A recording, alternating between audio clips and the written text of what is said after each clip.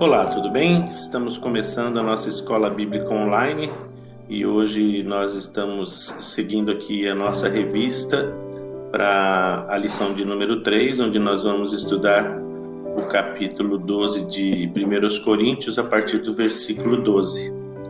Então eu convido você aí para a leitura de 1 Coríntios, capítulo 12, a partir do verso 12 até o final do capítulo.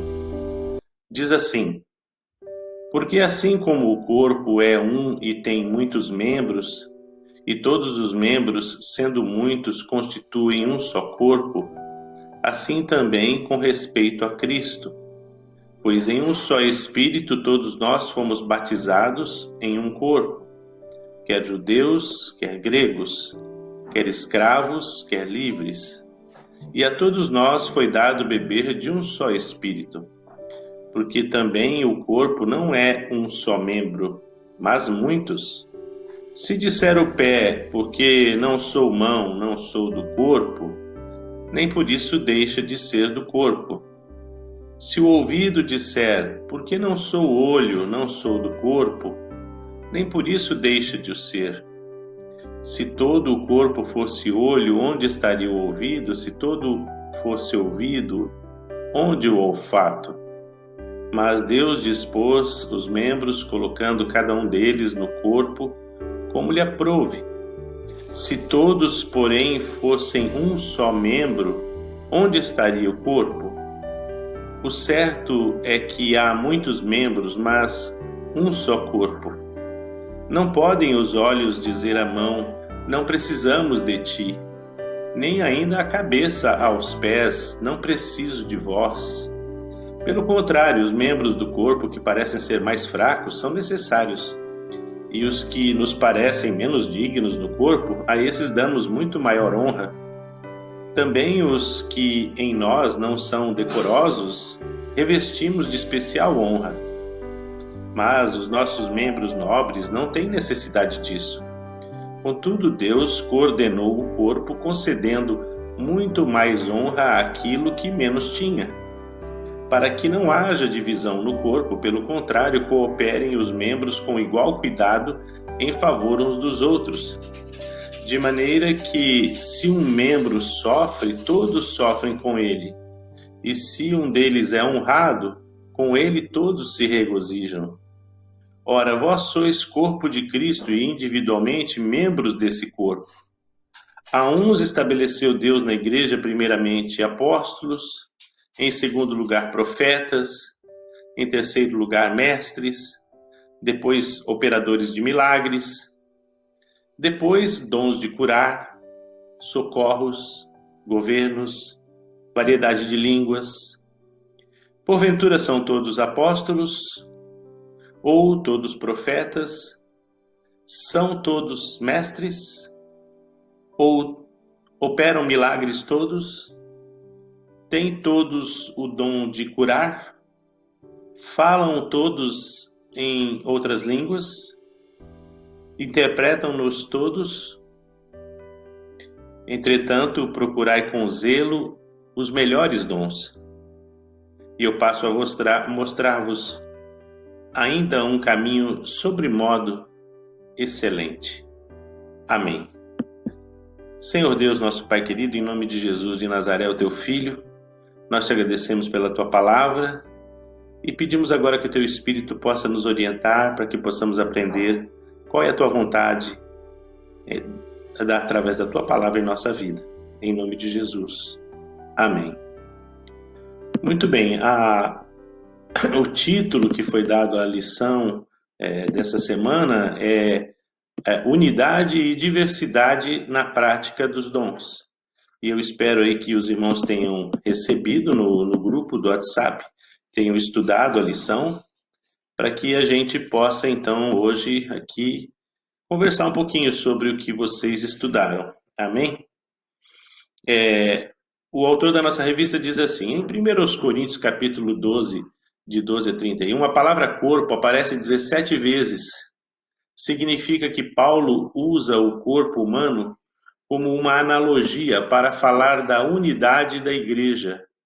Ele explica e ilustra a natureza e o valor da unidade da igreja e também a importância da diversidade como um fator chave para essa unidade. O item primeiro da lição fala unidos no corpo, né? A palavra corpo é uma ilustração perfeita dessa diversidade e unidade. O que quer dizer diversidade e unidade? É que nós temos muitos membros no nosso corpo, não é? Nós temos a mão, nós temos os pés. Então, eu tenho aqui a minha mão é uma mão pequenininha, né? As irmãs veem aqui, ela é gordinha, mas a minha mão, ela contém esses dedos aqui, e, e talvez se a gente fosse qualificar o valor de um dedo, comparado com o valor de um braço, pudéssemos dizer, ah não, um braço tem muito mais importância que um dedo. Mas a verdade é que se eu tirar esse dedo, a capacidade da minha mão realizar os movimentos para os quais ela foi criada fica restrito. E então, e se eu perder outro dedo, talvez eu nem consiga agarrar mais as coisas. Eu preciso de um esforço muito grande para poder fazer as atividades que eu faria normalmente se eu tivesse cada um dos meus membros. O que a palavra de Deus está querendo dizer é que cada membro, embora possa ser de pouca importância na comparação com o todo, ele faz parte de uma unidade, não é? Esse meu dedinho, ele recebe comando que vem lá do meu cérebro. Então, quando o meu cérebro aqui diz para o meu dedinho, movimenta, olha aqui, ó, ele está movimentando. E isso aqui não é porque é dele. Ele está recebendo estímulo que vem aqui do meu cérebro. E para que ele receba esse estímulo, ele está recebendo toda uma carga elétrica que vem através de nervos, que sequer aparecem aqui, não é? Nervos e tendões, e que vão percorrendo o meu corpo, e que vão até aqui na minha medula e sobem para o meu cérebro. É um sistema bastante complexo, intrincado, que faz dessa pluralidade uma unidade perfeita, não é? Então, o que o apóstolo Paulo ele está tentando comparar, porque aqui é uma comparação, é que o nosso corpo forma uma unidade perfeita e que cada membro ele tem na sua pequena cooperação e colaboração uma importância tremenda para o corpo todo. Se eu perder os meus dedos, eu perco a capacidade de realizar vários movimentos. Por exemplo, até mesmo comer passa a ser uma coisa difícil, não é? Dirigir, tantas coisas que passam então a me gerar uma dificuldade extraordinária. E quando Paulo está fazendo essa comparação com o corpo, ele está querendo dizer que o corpo, a igreja é o corpo de Cristo. E nós, cada um de nós, somos pequenos membros deste corpo, que cooperamos com uma pequena parcela da ajuda para que o corpo, que é o corpo de Cristo, possa concretizar e realizar toda a sua obra. Amém? Então, Paulo diz assim, assim também com respeito a Cristo, dá a entender que a igreja compõe o corpo de Cristo para realizar hoje a sua obra na terra. Jesus tem um corpo aqui na terra, constituído de seres humanos vivos. Amém? Eu e você somos estes membros do corpo de Cristo. E aí ele pega e diz o seguinte, que todos nós somos batizados pelo Espírito nesse corpo. E aí entra um tema que pode ser um pouco controvertido para os irmãos que vêm ou que são pentecostais, porque o ensino nas igrejas pentecostais é que uma pessoa ela se converte através da ação do Espírito Santo, mas depois ela tem uma outra experiência que se chama batismo do Espírito Santo. E essa segunda experiência na maioria das igrejas pentecostais, ela se dá quando a pessoa começa a falar em línguas estranhas. Então, eles sempre falam, é o batismo com evidência de línguas estranhas. Essa nomenclatura, batismo do Espírito Santo, com evidência de falar em línguas, ela não é uma coisa muito antiga na igreja. Ela é uma coisa que começou lá pelos finais do século XVIII, começo do século XIX, com o surgimento do movimento pentecostal. O movimento pentecostal foi um avivamento que aconteceu na igreja, onde surgiram vários dons, não só o dom de línguas, mas especialmente curas extraordinárias começaram a acontecer em igrejas em vários lugares. Isso começou na Suécia, depois nos Estados Unidos, e se espalhou pelo mundo. E o movimento pentecostal é hoje responsável pela evangelização de grande parte do mundo cristão, e tem um grande mérito nisso. Mas essa doutrina, em especial, é uma questão que é um divisor de águas entre os conservadores e os pentecostais, porque eles creem que a pessoa só vai receber o batismo do Espírito Santo quando ela fala em línguas.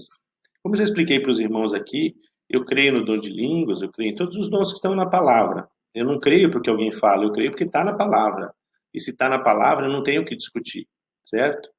E também eu não tento diminuir o dom, como alguns tentam, dizer, que não é idioma, falar. Não, é sobrenatural, é dom, é sobrenatural, gente. Não tem nada de natural nisso, não tem nada de que aprendeu na escola, é dom.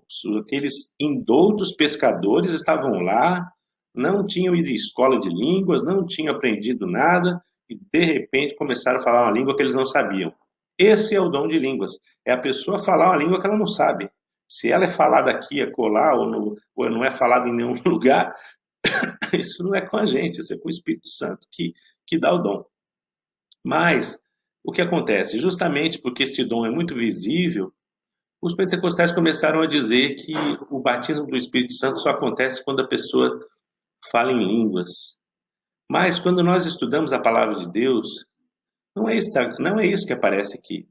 É verdade que Apolo e Paulo e outros, Paulo também, quando estavam pregando, muitas vezes impuseram as mãos sobre as pessoas para que recebessem o Espírito Santo. E essas pessoas então começaram a falar em línguas conforme o Espírito Santo lhes concedia. E ali eles tiveram uma evidência de que eles tinham recebido o Espírito Santo. Mas aquilo aconteceu com um propósito muito especial e particular, que nós só vemos no livro de Atos por algum tempo, e depois não é mais mencionado no Novo Testamento. Qual era o propósito especial? O propósito especial foi que os judeus estavam rejeitando os gentios. E para que os judeus aceitassem os gentios, Deus decidiu, então, criar uma evidência de que eles tinham o mesmo Espírito Santo que os judeus. Os judeus estavam falando em línguas desde o dia de Pentecostes, certo? E, então, quando Pedro vai lá entre os gentios, por onde Paulo e Apolo tinham passado, e viram os irmãos das igrejas gentílicas também falando em línguas como eles, judeus, estavam, isso criou uma conexão, e Pedro disse, ora, se o Espírito Santo não rejeitou os irmãos gentios, como podemos nós rejeitar ou impor sobre eles uma série de regras do judaísmo? E aí, então, a igreja de Jerusalém decidiu aceitar os irmãos gentios com base nessa evidência. Então, foi Deus quem permitiu que o dom de línguas fosse, naquele tempo, naquele período, uma evidência para que os judeus aceitassem os gentios. Mas quando Paulo vai explicar a nossa participação no corpo de Cristo, ele não diz que existe uma ação do Espírito para a conversão e depois um batismo no Espírito para você ser batizado no Espírito. Porque o batismo no Espírito é a inclusão no corpo de Cristo. Você pode olhar aí, não sou eu que estou falando, é a palavra de Deus que está dizendo, você pode ler aí, certo? Ele diz, fomos todos nós batizados pelo Espírito em um corpo. Verso 13, pois em um só Espírito, todos nós fomos batizados em um corpo, quer judeus, quer gregos, quer escravos, quer livres. E a todos nós foi dado beber de um só Espírito. O que isso quer dizer? Isso quer dizer que quando uma pessoa se converte, quando uma pessoa tem uma experiência de novo nascimento genuíno, neste momento ela foi batizada com o Espírito Santo. Nesse momento, ela passou a fazer parte do corpo de Cristo. Batismo no Espírito Santo significa: eu passei a fazer parte do corpo, eu agora sou de Deus, eu agora sou de Jesus, eu sou da igreja. O dom é outra coisa, o dom é um avivamento que acontece na vida da pessoa. Uma pessoa pode começar a orar, buscar a presença de Deus e despertar nela vários dons. Aliás, como o próprio texto diz, nem todos falam em línguas. Então, se um irmão não fala em línguas, por acaso ele não é de Jesus? Aí eu sei que os irmãos vão dizer: não, ele é de Jesus, ele é convertido, mas ele ainda não tem o avivamento, ele ainda não tem o fogo do Espírito, né? Mas isso também é um julgamento, porque eu já conheci gente que não fala em línguas, mas ora por enfermos e os enfermos são curados. Esses dias mesmo eu falei para vocês de um irmão que ora pelos enfermos, os enfermos são curados. Por acaso esse irmão não fala em línguas, mas é tremendamente usado pelo poder do Espírito Santo para curar pessoas. Entende? Então, o que o texto está nos dizendo é que o batismo do Espírito é quando a gente passa a fazer parte do corpo. E aí, se eu falar em línguas, se eu profetizar, isso é uma outra situação. É uma outra situação que acontece. E que, coincidentemente, alguns irmãos vão dizer: foi batizado no Espírito, porque começou a falar em línguas, certo? Às vezes, esses que falam em línguas nem são os melhores crentes, tem gente mais cheia do Espírito, tem gente mais que demonstra muito mais a presença do Espírito Santo e que não tem essa experiência. Amém? Eu volto a insistir com vocês, eu não estou aqui desmerecendo esse dom, que eu acho maravilhoso, porque tudo que vem do Espírito é maravilhoso, deve ser apreciado por nós, deve ser admirado e incentivado que haja manifestação. Então, como eu estava dizendo, o batismo do Espírito, ele é a inserção da pessoa no corpo de Cristo. E se você se tornou cristão de todo o seu coração, nasceu de novo, você foi batizado no Espírito. E alguém vai dizer para você: não, você não teve a experiência. O batismo do Espírito não é uma questão de experiência, é uma questão de conversão, é uma questão de transformação de vida, é uma questão de novo nascimento. Amém? Pelo menos é assim que eu entendo, e eu respeito aqueles que possam entender de forma diferente.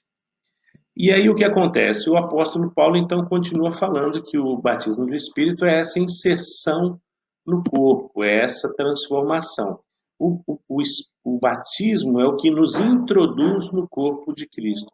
As expressões contidas nesse versículo referem-se a uma única experiência na vida do cristão, por meio dessa experiência que os pagãos, sem distinção de raça ou posição social, são transformados em cristãos introduzidos ou iniciados na comunidade dos santos e passam a experimentar a presença e o poder do Espírito Santo em suas vidas. Amém? Uma pessoa que se converte de verdade passa a experimentar imediatamente o poder do Espírito Santo em sua vida. O que acontece é que muita gente não é convertida de verdade, são só convencidos de que são discípulos de Cristo, mas de fato ainda não se converteram e por isso é que talvez questionem a presença do Espírito Santo em suas vidas. O segundo item da nossa lição diz assim: diversificados em um corpo, verso 14 ao 19. A mais importante característica do corpo é a unidade, mas a diversidade é essencial nessa unidade. A igreja é um corpo, porém o corpo não é um só membro, mas muitos. Amém? Nós temos muitos membros. Como eu falei para vocês, quando eu falei do meu dedinho, por exemplo, não é? E fiquei mostrando aqui para vocês o meu dedinho. Mas se você pensar, eu tenho aqui uma hipófise aqui atrás, que ela não está aparecendo, mas ela está aqui funcionando. Eu tenho um coração que está aqui batendo milhões e milhões de vezes, sem o qual eu morro. Ele está escondido aqui, eu não estou vendo, eu não estou cuidando dele para ele bater. Ele é autônomo, né? Ele tem independência, ele tem carta branca para bater todo dia, o tempo todo. Por quê? Porque ele é um membro que foi colocado no corpo por Deus para fazer esta função. Então, na mesma forma, no mundo espiritual, Deus colocou, dividiu cada função para cada membro do corpo de Cristo. A igreja de Corinto, como muitas igrejas hoje, ela acabou sofrendo uma divisão. Aqueles irmãos começaram a se dividir, quando eles deveriam ter sido unidas sob a liderança do Senhor, e tentou ser uniforme quando a manifestação do dom de variedade de línguas, quando deveria aceitar a diversidade dos dons que o Senhor lhe havia dado. Ao invés de achar que todo mundo tem que ter um mesmo dom, nós deveríamos achar que cada um precisa ter um dom diferente para que o corpo possa resplandecer na sua plenitude. Muitos coríntios não estavam satisfeitos com o dom recebido e desejavam possuir outro dom. Paulo, fazendo analogia com os membros do corpo individual, demonstra que cada membro ocupa lugar distinto no corpo de Cristo, tendo sido ali colocado por Deus. 1 Coríntios 12, 15 a 17. Diferimos uns dos outros exatamente por isso. Damos forma à unidade do corpo. Os irmãos percebem que os dons, eles vêm justamente formar o corpo, e por isso que eles precisam ser diferentes. Eu, por exemplo, tenho o dom de pregar, eu tenho o dom de ensinar, mas o que seria da igreja se só tivesse o ensino e a pregação? Não, nós temos os irmãos que têm o dom de nos conduzir ao louvor, temos os irmãos que têm o dom de ministrar às crianças, temos os irmãos que têm o dom para ministrar aos jovens, aos preteens, aos adolescentes. Ou seja, existe entre nós uma mútua dependência. Seria muita arrogância do pastor pensar que a igreja existe somente por causa dele. Eu sei que tem alguns pastores por aí que têm essa visão, eles acham que eles são super-homem, né? Superman. Mas, na verdade, a igreja é composta de muitos ministérios, e cada ministério é representado por um dom diferente, por uma capacitação diferente, que foi dada a pessoas diferentes pelo mesmo Espírito Santo. Amém? Então, essa é a questão da mútua dependência, que já é o item terceiro da nossa lição, a mútua dependência dos cristãos. O individualismo é errado na igreja, porque os membros têm um único Salvador e Senhor e pertencem a um corpo espiritual comum. Todos são necessários uns aos outros. Até os que parecem fracos são úteis. E os menos dignos, quando ele está se referindo, né, de órgãos do nosso corpo que a gente esconde, né, que não são tão honrados, ele diz assim, da mesma forma na igreja, aqueles que não são tão honrados por causa de estarem escondidos, né, eles são importantes também. Nós temos pessoas na igreja que fazem coisas que os outros não estão vendo, mas que é de suma importância para a existência da comunidade. Não é? Nós temos pessoas que estão ali, às vezes, cuidando de tesouraria, cuidando de limpeza, cuidando de secretaria, cuidando de tantas coisas, cuidando do hall de membros, enfim, pessoas que estão ali cuidando de coisas, algumas pessoas que estão orando, todos os dias orando pelas pessoas, e elas não são vistas, mas nem por isso elas deixam de ser essenciais à existência da igreja. Amém? Não são as pessoas só que aparecem lá na frente que são importantes para a existência da igreja.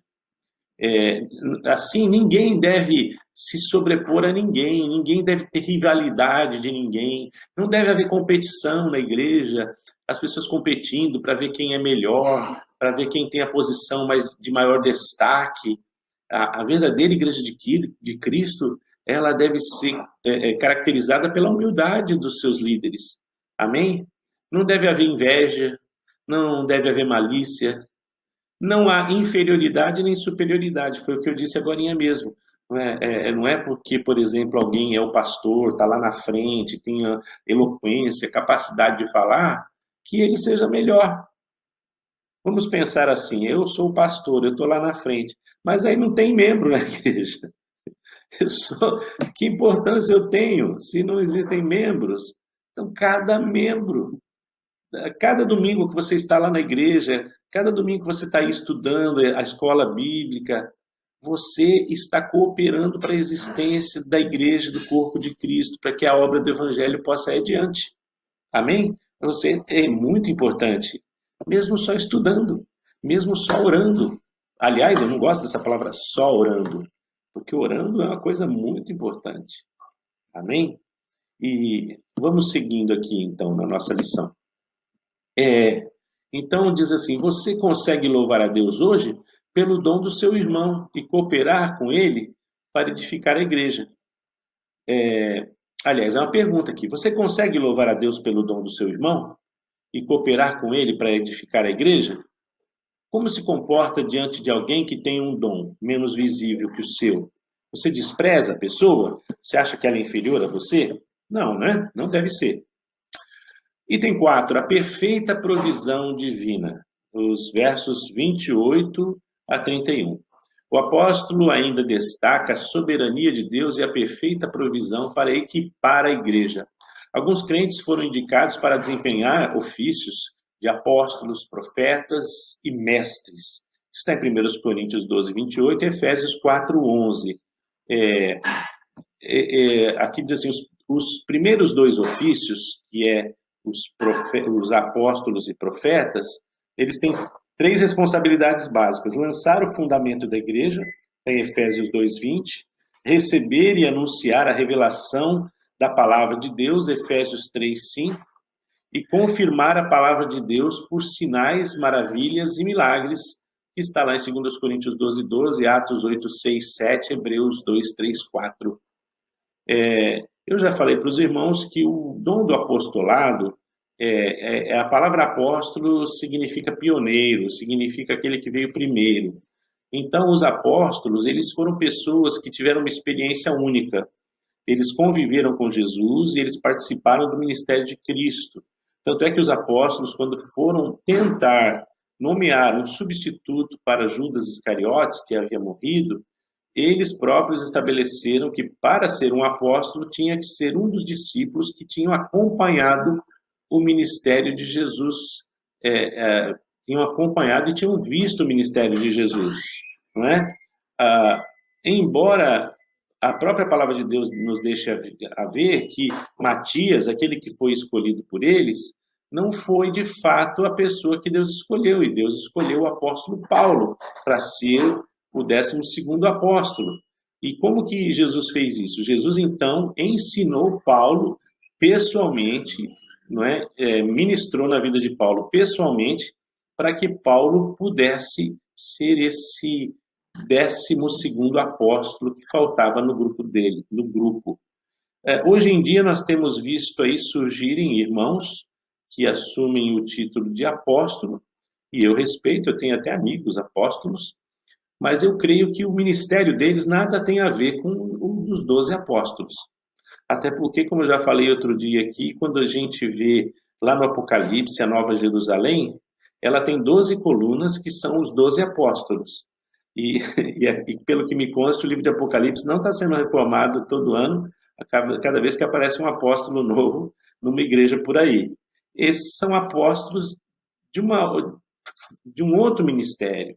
Eles são apóstolos dentro de uma hierarquia das suas próprias comunidades. Eles desenvolveram esse ministério apostólico, né? Nós, batistas conservadores, batistas normais, vamos dizer assim, não temos a função de apóstolo na igreja, nem temos papa, arcebispo, bispo. Nós temos, né, uma estrutura muito mais enxuta, mas os apóstolos lá originais, eles lançaram o fundamento, tá certo? E apóstolos como aqueles não existe mais, porque somente aqueles 12 é que se qualificaram dentro dos critérios estabelecidos ali no Novo Testamento. O terceiro ofício é o de mestre, que pode ser o mesmo de pastor-mestre, Efésios 4:11, Atos 13:1. o mestre cumpre o ministério de ensinar a palavra de Deus à igreja. É o que eu estou fazendo para você aqui agora. Eu estou procurando te ensinar a palavra de Deus e para isso Deus me capacitou com um dom que se chama aí de mestre. Mestre é quem aprendeu primeiro e ensina o discípulo. Amém? Então, eu estou ensinando para você e você pode aprender e também se tornar mestre e ensinar a outros. A segunda parte de 1 Coríntios 12, 28, lista outros dons espirituais, como de milagres e curas, que já mencionamos na outra lição. Também está incluído da variedade de línguas, que também foi discutido, que aliás vai ser discutido um outro capítulo, embora a gente já tenha discutido aqui no WhatsApp, nós já discutimos no grupo. Depois tem o dom de socorro, o dom de ajuda, é o dom de prontidão e serviço, no sentido de dar apoio às pessoas doentes e carentes, a Romanos 12, 7. Vemos aqui que é um dom nada sobrenatural, né? Cuidar de doente. Nem todo mundo tem essa capacidade, mas há pessoas que foram a quem Deus deu um carinho sobrenatural no coração delas para cuidar dos enfermos. Nós vemos aí quantas pessoas deixaram a vida comum para se dedicarem aos doentes. O dom de governo, que é nada mais do que o dom de liderar, administrar. O propósito primário de Paulo ao citar esses dons é enfatizar a variedade de ministérios que Deus dá à sua igreja. Ele faz as perguntas que seguem nos versículos 29 e 30, a fim de demonstrar que Deus distribui os dons de acordo com a sua soberania e dá como agrada, né? 1 Coríntios 12, 11, que diz lá, mas um só e o mesmo Espírito realiza todas estas coisas, distribuindo como lhe apraz a cada um individualmente. Então, é o Espírito Santo quem escolhe o dom. É certo que o apóstolo Paulo diz, procurai com zelo os melhores dons, o que parece que é possível a gente buscar desenvolver os nossos dons, certo? Então, se eu tenho o dom de liderar, eu posso aperfeiçoar esse dom. Se eu tenho o dom de cuidar das pessoas, eu posso aperfeiçoar esse dom. E Paulo diz que nós devemos, com zelo, procurar descobrir qual é o nosso dom e procurar aperfeiçoar o dom que Deus nos deu, para que assim nós possamos servir melhor a igreja de Cristo, o corpo de Cristo, servir aos irmãos. Amém? Nós vamos aqui para a conclusão da nossa lição, que hoje é uma lição um pouco mais curta, e diz assim, hoje aprendemos que na prática dos dons na igreja precisamos evitar dois extremos. Menosprezar o seu dom que pode levar a igreja.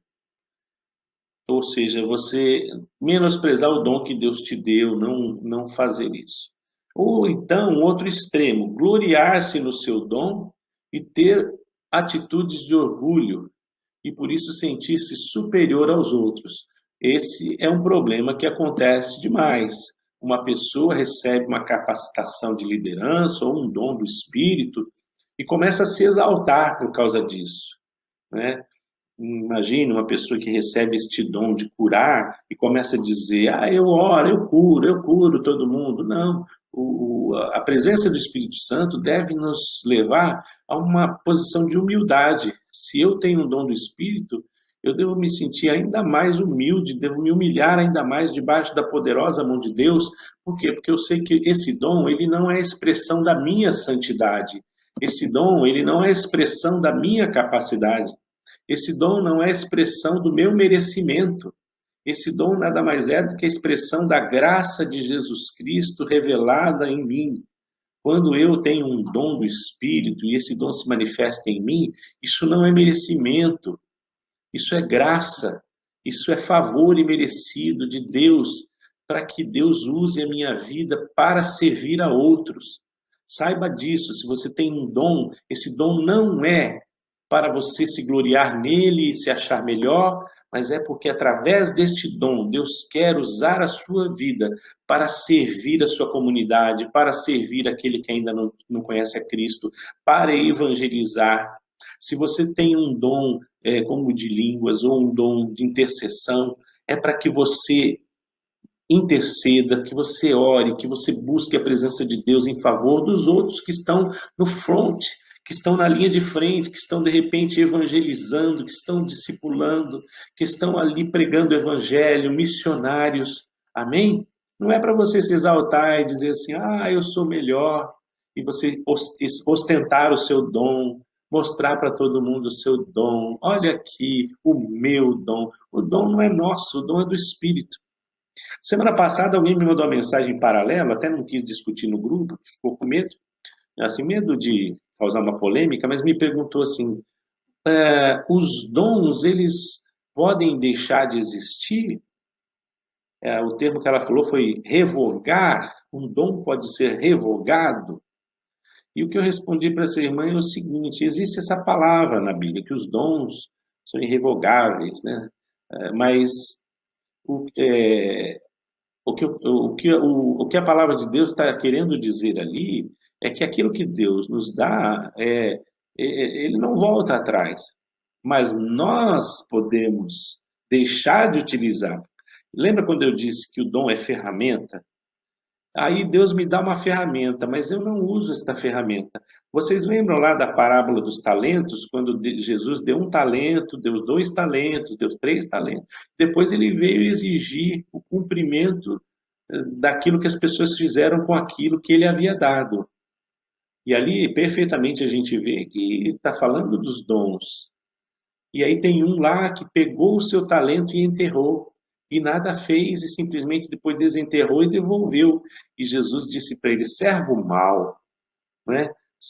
Você deveria ao menos ter entregue esse talento, que era dinheiro, na mão dos banqueiros, e eles teriam pago juros.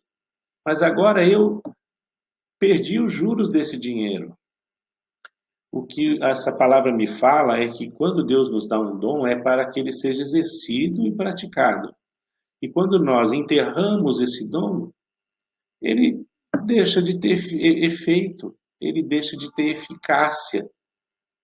Aí eu sei que vamos para outras questões. Ah, mas o irmão, ele falava em línguas, ele profetizava, e depois ele foi para o mundo, e ele foi para o pecado, e aí quando ele volta, como é que é? Aí eu mesmo fico numa situação difícil de entender, né? Como que acontece isso? A pessoa tem o dom, aí vai lá para o mundo, e eu lembro de uma vez, uma moça disse assim para mim, ela não era da igreja, ela disse assim: eu não frequento a sua igreja porque na sua igreja eu não posso falar em línguas. Mas eu sabia da vida daquela moça, infelizmente eu tinha informação de que ela não vivia uma vida correta diante de Deus, ela vivia uma vida até certo ponto, não vou aqui falar exatamente o que eu penso, mas uma vida torta, tá? Fazia coisa errada. O que eu posso dizer é isso, fazia coisas erradas, bem erradas. E aí ela está falando para mim de que não vai na igreja porque não pode falar em línguas. Eu fiquei pensando, meu Deus, ela precisa primeiro se consertar com Deus. O que ela acha que Deus pensa de quando ela abre a boca para falar coisas santas e sagradas, vivendo uma vida de pecado, uma vida de sujeira? Então, o dom é revogável? Não, o dom não é revogável, mas nós podemos enterrar o dom e deixar de praticá-lo. E, em última análise, o dom é do Espírito, ele não é nosso, não é uma propriedade minha. Amém? O dom é do Espírito. E se o Espírito não quiser mais se manifestar através de mim, a Bíblia diz: não extingais o Espírito Santo, no qual, né, foste selados. Nós podemos extinguir a presença do Espírito, podemos apagar. E o Senhor Jesus, lá em Apocalipse, quando ele fala sobre as igrejas, ele diz assim: arrepende-te, porque senão eu virei a ti e removerei o teu candeeiro. Sabe o que era o candeeiro? Era o Espírito Santo na igreja. Então Jesus está dizendo, ele pode vir e remover o Espírito Santo. O Espírito Santo pode se retirar da vida de uma pessoa. De maneira que, então, o dom não é propriedade minha, certo? O dom é algo que é do Espírito Santo que Ele, segundo a sua vontade, age na minha vida para que possamos ter uma unidade no corpo, para que todos os membros possam exercer o seu papel para a honra, glória e louvor do seu nome. Amém? Que Deus te abençoe, querida. Semana que vem nós vamos para a quarta lição e eu não chequei aqui, mas pelo que eu sei, nós vamos entrar no capítulo 13, um capítulo muito lindo, né? 1 Coríntios capítulo 13, que fala sobre a excelência do amor. Uma boa semana para você e até a nossa próxima lição. Amém.